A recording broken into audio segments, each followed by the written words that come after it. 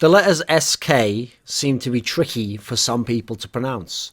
A lot of people who live in the ghetto often will be heard to say they ask someone a question, not ask.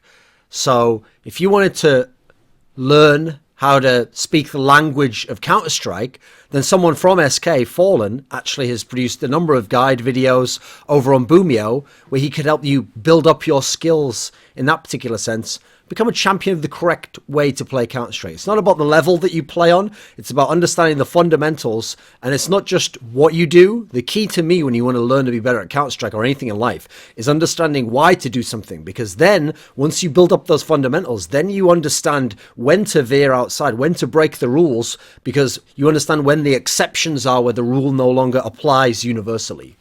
So SK Gaming were champions. They had an era in 2016 where they won the 2 majors, they won a number of titles, they were a consistently elite level team. But since then, they've been elite level, but they haven't been champions. They haven't been a team who was really going to win this last major, who was probably going to win the next major. And they're only a team that's changed one player from that time. But it's changed so much about their team. I mean, FNX's removal, before you even get into bringing in Phelps and what he brought to the team, just FNX being removed has actively and impactfully changed 3 roles within SK Gaming. And those are 3 of the roles that actually had very specialist impact on the playing style and the success of the team. So FNX has been removed, which removes some of the clutch factor, which removes the experience, the veteran ability to play within a team, to have been a star and now to be a player who's giving that up and taking on more of a supportive role, because Phelps isn't bringing that into the equation, so someone else has got to balance some of that out, or they've got to be a different type of team, which is something we'll get to. Then you've got Fur, who himself was sacrificing to a degree and being more of a specialist, more of a one-dimensional player in the last team, and then being a general team player, where he certainly could have been a star, could have taken more resources up and had people team play around him and facilitate him. So his importance has really come to bear now as a player that we're looking to be a star of the team. And then Fallen's impact, absolutely a star player, the best AWP in the world, the most impactful AWP in the world, and someone who crucially used his star impact actually to inform the playing style of the team and his in-game leading style. And that's now been diminished as his impact's been diminished, and we'll see him going in a different direction. The changing of FNX has changed the map pool heavily. They no longer have those overwhelming strengths on those key maps. They no longer have the same middle of the map pool. And now they're having to make real tough decisions about some of the other end of the map pool. So as a team, they already needed to rebuild anyway. Even if they'd have kept FNX, I don't think they could have won with the old lineup. I mean, the fact that it didn't win, it went to so many tournaments after Cologne and finished top 4 or top 2 and could play amazingly and could beat very good teams, but never won the title. What that speaks to me is actually some of the kind of flaws they had as a team, but not flaws in the sense of like they weren't doing something right or they could have done something better. Flaws in the sense of they actually had to some degree maximized that unit. And we saw it very early on. They were also a very, very good team. They could get very deep in the LG era before they became SK and began to win. This was an era when, yeah, they were top 4 all the time there. They were making finals. They were beating very, very good teams, but they weren't winning the titles. And so I actually think, yes, you have to initially put in place the context that they won their titles during overall a weaker era, but not weaker for the whole scene. Like there were very strong teams like G2 coming up as dark horses. You had other teams out there. You had the likes of, I mean, in theory, the Team Liquids of the world came through. Later on, we had the Optics come in. No, the point is it was weaker for the elite teams. Now, the most obvious reason why is, yes, we had Guardian, we had Olaf crippled by injuries, and these were the centerpieces of 2 of the best teams in the world, 2 of the very elite championship level teams. So the key for me is they were an elite team at that time. It's just that that's when they were able to become a championship side, a mixture of some of those teams falling away, their team adapting their style and their strengths to fit the meta of that day. They, to some degree, revolutionized the meta, actually, in terms of how the mid-round is played out. And then after that, when teams retooled, I mean, I'm not talking about now in 2017, I'm talking about when teams changed things up towards the latter half of the year, when we got this really weird, the uncertainty era, as it's been dubbed, renamed. In this particular time, they were good, but they weren't winning anymore. So they can't go back anyway, and they couldn't have even if they had FNX. Instead, they got to go forwards, and that means in the situation they're in right now, with obvious strengths coming to the fore and things, the game almost telling them this is how you can play and have success compared to how you used to play, the way out is through, to quote that, I think it's like a Robert Frost saying or something. So I actually think that if they're going to have success, and I think they can, and win titles and accomplish great things, they've got to do it as a different team from the team that did it in the SK era. In this sense, I actually think the challenge facing Fallen is somewhat reminiscent of what MSL is having to do within North. If you just gave MSL a blank slate and said, right, design up a team of how you'd want to play and the style that you favor the most and what you think would also work, he wouldn't probably come up with a lineup like North has now. But given the talent, the tools and the talents within North now he's trying to adapt to what he thinks is the right way to play with what he's got, find some kind of happy medium, and then achieve success through that. So Fallen, we know in the past, had this fantastic style back in 2015 before he had Cold Zero, before he had FNX, before Taco came through the door, and he'd built in that style, and it could have some success, much like MSL with Dignitas. That's why I'm drawing the parallel there. Same year, well, no, it'd be 2016 for Dignitas, the first part of it, where they didn't have as much talent, but the style won out. And then now you're adapting to bring in some stars. Initially, when you bring in 1 or 2 stars, what you do is you just power up your old style. You get your old style, but now you add in firepower, and now it's more dangerous. Now you take it to the limits of what it can do. We've seen the limits for both of them. Now they're trying to accomplish bigger, greater success, more success overall in a new era of teams where you have to go a different route by, again, adapting what your philosophy on the game is to who you've got now, finding some marriage between the two for however long that may last. It never lasts forever, but however long it can last, hopefully getting a good 6-month period out of that in which you can win titles and ideally win majors. And that's something that the potential is there for SK. So let's look at the old SK and look at how the breakdown went and see how they can rebuild and how I think they should rebuild to become a champion like I think they can. So the players of the old SK, we'll break them down into the stars and the supports. So the star players were very clearly defined. It was Cold Zero and it was Fallen. Absolutely a candidate for the best duo of stars in the game. You had Cold Zero, this fantastically well-rounded rifle player. He could also AWP as a secondary AWP, but it's not like he was ever flirting with that as a primary weapon. He's a player who, a fantastically well-rounded rifle player. I always called him a product of the system, but I think that actually confused people, because I didn't mean product of the system as in everything's built around Cold Zero. Everything has to make Cold Zero look good. It's not that way at all. It's just that in his system, he's fed information by the other players because he's a mid-round type player, except on certain sites where on certain sites and on certain sides of sites, he would sometimes pressure in with Taco as a duo. But then again, it would be Taco going first and he'd be coming after him. They feed him information, they put him in situations where he's the one controlling mid-round scenarios, and he's facing someone where the aggression of Taco and first, taken them out of the equation, gathered information, opened up space on the map. He's moving into it, and then given those options, given all the decision-making potential, he's proven to be one of the best at that. One of the best as a star player at reading the game in the middle of a round and making good decisions, and also he's fantastic at knowing the ranges to take his battles at. So he was the overwhelming star player because not only was his impact huge, not only were his frag numbers insane, but his overall ability to consistently do both made him the number one piece to have that year if you wanted to win championships and if you're a Brazilian team that could put these players around him. Now, Fallen was very different in as much as, yes, Fallen actually talent-wise looked like the best AWPer last year. Fallen, in terms of the way he led his team, looked like the best in-game leader. But the key for me is how his individual play married the two into one thing. So he could simultaneously be this fantastic, super quick AWPer and the best in-game leader, and made one help the other. So that as a result, as an in-game leader, since he has the best AWPer and it's him, he can position himself around the map to have his AWPer get the best kills and get the right kills to set up the roles and strengths of his other players. Then, going the other way, as this fantastic fast AWPer with really good no-scope skills and very, very good short-range firing ability, he could push up to spots that normally he'd have an aggressive rifle player go to get information, to get early information on the team. For example, on CT said he did this a lot, to perhaps even do damage, to kill someone, to delay them, to then pull back, to then reformulate the site setup, and he could do all this. But since he's the in-game leader as well, he's not having to take the call of that player and make a read. He is that player, and then because he had the skill to kill, you get the kill and get out and do something else. So to me, that's what made him almost be able to abuse the idea of information plays and making reads, because he was the one putting himself in scenario again and again to be doing that.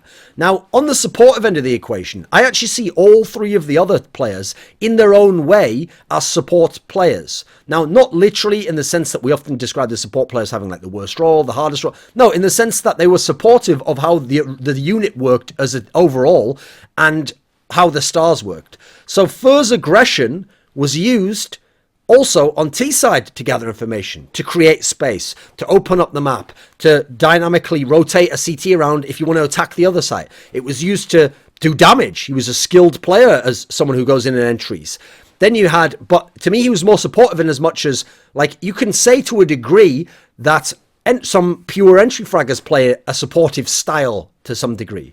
In as much as they don't have everything catered to them, they don't get space made for them, they make space for other people. That's why you've got so many pure entry fraggers who the star player's the second man in behind him who's cleaning up for him and who's getting the comms from him. That's a key aspect to the game. So Fur was playing that role within this context.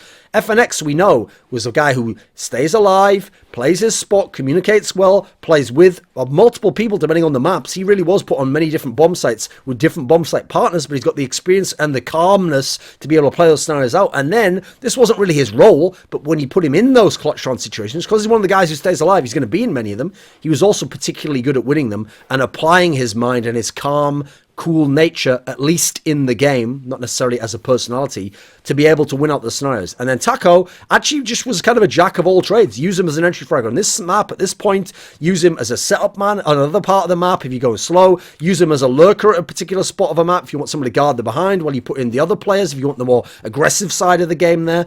And he was doing a really good job by the middle point of doing all these aspects and has really actually kind of shone as someone who, not such a skilled player, but someone who's able to apply his talents and know how to get the best out of them while doing what the team needs from him. So their style, in general, it was fairly slow. It was based around getting the information by whatever means, and then making reads off it. It was very, very read heavy in the mid game. They played a map control style where they take over an area, but the reason they take over the area isn't like Na'Vi, the classic 2016 Na'Vi, where you take over an area, then you wait, then you clear out all the angles, you let Guardian get a pick, then you decide what time you're going to hit the site. No, this was a map control purely so that then we've closed down some of the options for the CTs and where they can rotate to, and then we can pick someone off if they try to get aggressive. And then from that, then we make a decision based on what we've read of the CT positions, and then we go into our attack on the site. Now, also, in doing so, they get into a lot of broken round scenarios where you have a 2v3 or a 3v4, but one spot's dead and one spot's open, and this part of the map, you know, people have moved around. They were specialists in this aspect from team playing off each other. You put them in a 3v2 with the 3, and they're going to play off each other. So unless this guy gets instant headshots, or unless he kills one and then 180's onto the crossfire, it's very difficult to win these scenarios. So they were specialists at that very, very niche key area of the game because they were able to at the time. So on the CT side, they were very, very information heavy based on what you saw from Fallen with his AWP. They had unique setups. They would always come with a couple of new setups, and they would always wait, I noticed, until the right big game to throw out the unique setup. They wouldn't waste that earlier on. They knew that they could win the map off their basics, and then they would throw in that little key setup against an Astralis on train early on, against Virtus Pro if they play them on Cobblestone. They'd have those little setups in there. And finally, because of the information-heavy start and the in-game leader being the one who even got the information, they had really strong rotation reads as to when to get that anchor guy to stay at the site and have the other man rotate off, as to when to have the rotator go over and load up the strong site. They were really, really good in that respect. In some senses, harkening back to the classic Pronax era of Fnatic when they could do that to some degree, but they did that a lot of player strength even in the Pronax era. Now, the map pool of SK Gaming at this time was fantastic. One of the best we've ever seen from a championship side. Especially because they play in the 7 map pool era, not the 5 map pool era of the NIP 87 and 0 team. So, Train was a godlike map for them. But I actually feel like people have exaggerated it because they haven't noticed that so much of the dominance on Train actually also came during the era where they no longer were champions, where they were still a very good team. So the key point about Train is, the reason why no one identified it and why no one banned it and why no one said you can't play them on that map is because it was hidden among 3 elite maps. So you go back to the spring, and when they're emerging as a great team, they have Train, they have Overpass, and they have Mirage. And these 3 maps, in their own ways, the maps stats are all the same, and they're getting high-level wins against high-level opponents. They're only losing to high-level opponents on these maps. The fact they had all three meant they could swap out their pick depending on the opponent, so they didn't just always go with Train. They could swap out their pick depending on the weakness of the opponent, and you could ban one or you could ban two, and they'll still get their pick, and then they'll get a decent enough map elsewhere. So Train was godlike, and in the latter days it emerged it was their CT was absolutely dominant. They really figured that out towards the autumn. But in the spring and summer, they were good on both sides. They were one of the balanced Train teams, where, for example, VP and Na'Vi were incredible on T side, had flimsy-ish CT sides. FaZe, actually not a very good team overall, could have a good CT side and could win off that if they really got double, triple ops rolling, but that's all they had. You look then at their overpass. Now again, this emerged by the time they got to the autumn as a map that could save their asses, basically, if they could get it. This was a map based entirely around Fallen, strength with the AWP, fantastic over at that A site, and very strong reads as a result. Very different to how they play it now with the aggression of Fur. Then they had Mirage, and for me, Mirage has always been a map, no matter what people think in terms of how sided it is, the best teams on Mirage, in my opinion, if you look in history, are very balanced teams. They're teams who could win 8 rounds on either half of the map, and that's how they win games. So yeah, they'll have games where they go off and they play a lesser opponent, and they get the 10T rounds, or they get 12 CT rounds, but in general, SK was one of those balanced Mirage teams. Now, those 3 maps, that was the basis of the success, but then beyond that, they could get pushed off on other maps. So if they go to the other maps, this is what's interesting. When they really were dominant, when they were coming to Cologne, this is where Cobble emerged. It was a late bloomer, and it became this map where this meant that you couldn't escape their map pool. You were going to have to play 2 of those 4 at some point in the series. And so Cobble emerged. They had a key CT side. Remember the double AWP setup they could get to work that no one else could manage, and their key CT side came in an era when everyone else specialized in the T side, where everyone else tried to get the 9, 10 or more rounds on T side, and that's how other people tried to win the game. So being able to shut that down, being able to limit T sides to 6, 7, 8 rounds, this is how SK got Cobble to be a significant factor for them and make them back-to-back major champions.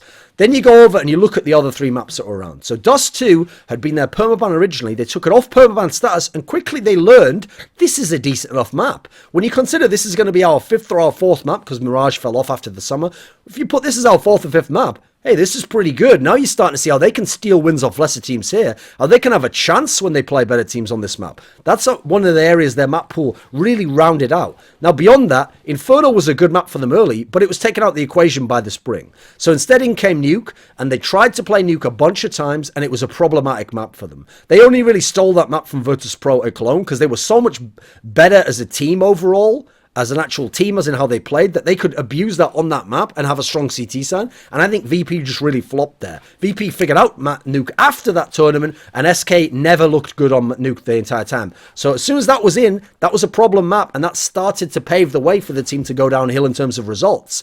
Now, Cash, they put onto permaban status, and when they brought it off, because they had to start going with Nuke as their permaban, we saw this was a problem map for them. This is another map where when they started to play it, yeah, it was up and down. They had to really dig deep for everything to have chances to win on this map. It was a real map that's been an issue for them. So now they come to the rebuild of SK. Now, when they rebuild them, I see the team like this. Whereas the other team was actually a 2-star team for my money, this is going to be a 3-star team. And it's going to work like this.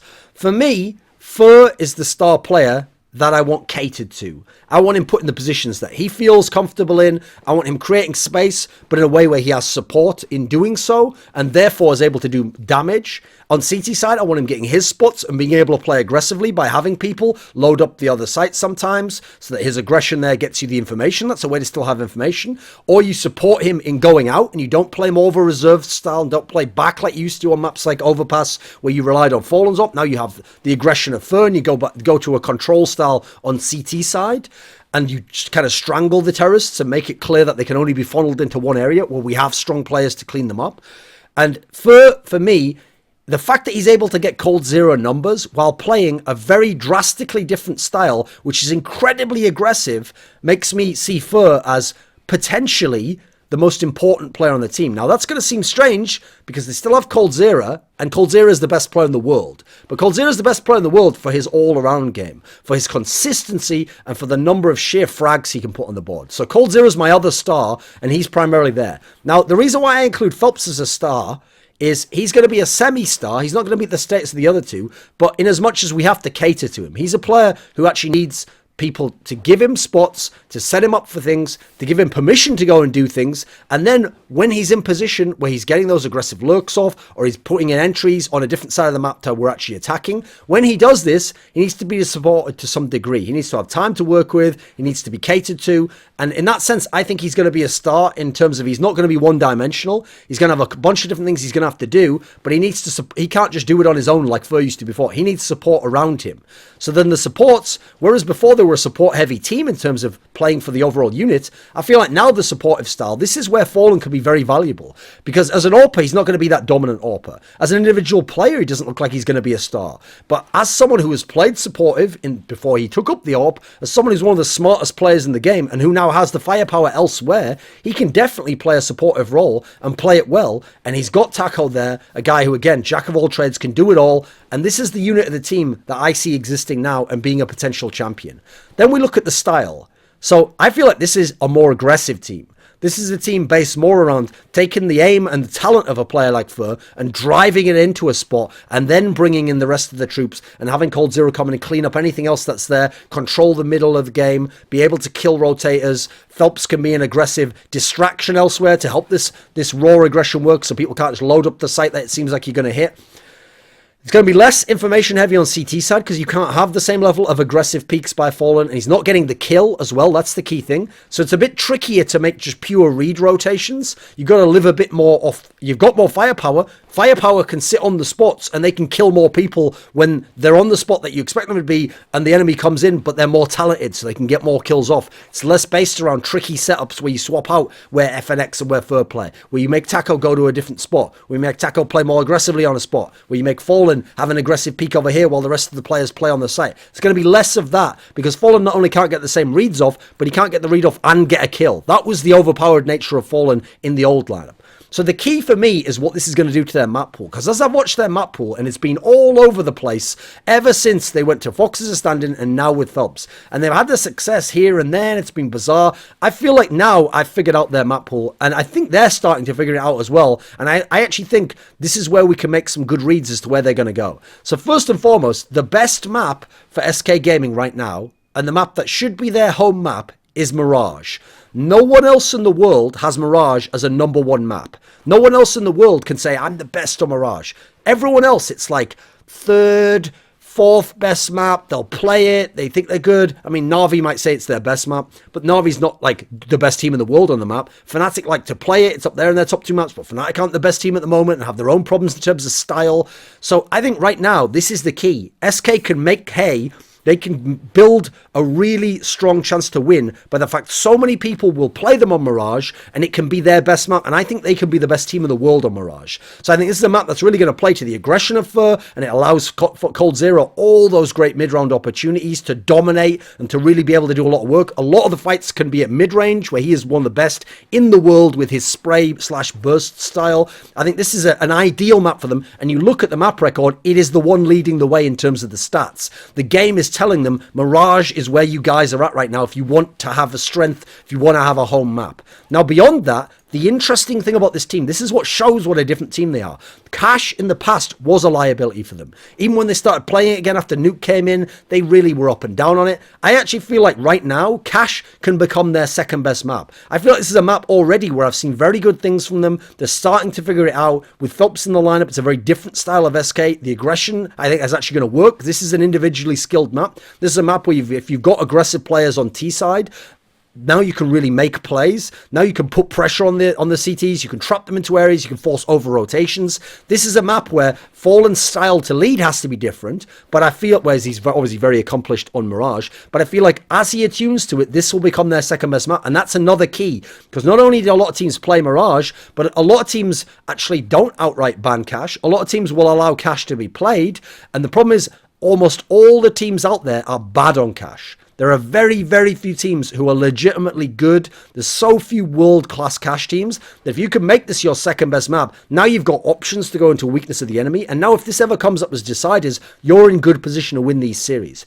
Beyond that, the cobblestone that came in late for SK before, I think can be their third best map here. To me, it's obviously a map that they still have a good idea of how to play. The stats are decent enough. They're having good results against the right opponents. They've obviously been able to beat the Gambits of the world on the map. They can definitely play against the VPs of the world on the map. I think this is a good map for them to have in there, to pick into teams who have it in the middle of the map pool but don't necessarily want to play it, and then to have as a potential decider. Now, I notice that right now, SK seems to be in a weird position of trying to have Inferno be one that they're playing with, maybe picking or having as a map that they're playing a bit more. Now, I understand in best of ones why that can happen, because it's going to be in the middle of their map pool. But I feel like Inferno is a map that they're getting better on, and I feel like it suits the aggressive T-side style, because with the aggression that they've got in this team, I think they can be a team that's kind of even CT to CT. They're a team that you expect 8 rounds on each. That's how they can win these games. That's the MO for this particular team. And what I think happens is they've got the skill to win enough CT rounds, but maybe not as much team play to get the 12 CT rounds like they used to before. And now, as a terrorist team, they're not going to have the same grind it out style, but their aggression is going to just tear through people, so they can get those wins on T side. So for me, Inferno is going to be an ideal map. I see it going to being a balanced map again already, and I feel like ideally they should want this as a decider. They should want this as a map where, because so many other people are going to allow it and are starting to play it, have that as a decider, and then you can win series. Now, a key here is we've got 3 maps left. Have you noticed how 2 of these maps I haven't mentioned yet are their 2 best maps of all time? Train and Overpass. So Train, I actually feel like now is a no-go. I think it's a trap when SK picks Train. I still think they're a decent team on Train. Their problem is the only people at the moment who will play them on it are teams who are better. And at the moment, there are a lot of good Train teams. You've got Astralis, you've got FaZe, you've got VP. There's a lot of teams out there. I mean, even Navi's coming back with it. A lot of teams out there want to play Train at the moment. So I feel like that's a no-go. Ideally, let that out of the equation. Let people pick it as a third map if they want, or if you're forced to play it. Don't be picking it, though. In general, against the strong teams, ban against it. I feel like that's a no-go for this team right now, and we've seen that early on. The other map is, I feel like Overpass is a map that has deserted them. With the new style and the new setup of the team, they're not a good Overpass team, in my opinion. Especially because of Fallen's reduced impact. So for me, the key thing is, have those maps up there for bans when you play a Navi, when you play a VP, obviously respectively, when you play an Astralis. Get these maps out of the pool, get to the middle of the pool, because you're good there, and also you have strong maps that are going into their weakness. Now, the interesting thing is, Nuke, I do think they should keep as a permaban. I think it's the correct permaban. Fallen, I don't think, has ever shown really a good sense of how the map should be played. As players, they don't look comfortable on it, whereas they do look much more comfortable on Cash, on Mirage, or Cobble. Now, here's the key concept of the map pool that I think is why they will become champions again. It's not just that they've got talented players. I think they've got more firepower now than they ever did before. The key for me is in the map pool, they have some areas they can exploit others. First of all, they're picking maps, or they're letting maps like Cash come into the equation where other people don't want to play it. They're going to have Inferno down there as the third map. But the key for me is that if their no-goes are Train and Overpass, then if opponents pick those in and are strong on them, at least on their opponent's strong map, I don't think they're going to win that many of them, but they can at least play those maps. It's not like teams who can't play Nuke or Cash and then you pick it against them, it's like a free win for you. No, these are maps where they at least understand the flow of it, and then with their skill, they've got so much skill in SK right now, they're going to steal some of these. They're going to take a map like a Trainer get off a VP sometimes. They're going to play a Navi on Overpass, and if Guardian has an off game, they're going to nick that map. That's the key. When you can add in those extra wins that normally you can't bank on, and you can't bank on them, but you can get them in this scenario, where others just outright, flat out would not get them. Now you add that into having strong home maps, good middle of the pack maps for the decider, and now you've even got some where you haven't got an ultra weakness in the same way other teams do. So I see that's how they're going to develop a strong map pool. Not strong in the way it was last time, where you could go like 5 maps deep, but strong in as much as they're going to have a couple they're very good on, then they're going to have a nice fat 4 maps in the middle that they can really do, and even the weaker maps aren't complete no-goes, they're just maps that they shouldn't be choosing or shouldn't be heading into voluntarily. And so as a result, I think this SK Gaming team is going to win more tournaments. I think this SK Gaming team, you give them 3 or 4 months, so you give them, I mean, that's roughly about when we're getting to the major, and the major is going to be smack in the middle of that. They can have a chance to win this major. I know they haven't made it out of these group stages recently, but that's because they've been figuring shit out. This team can be a major champion. Yo, this is Alu from FaceClan. You got pretty big balls to watch Thorin's YouTube videos.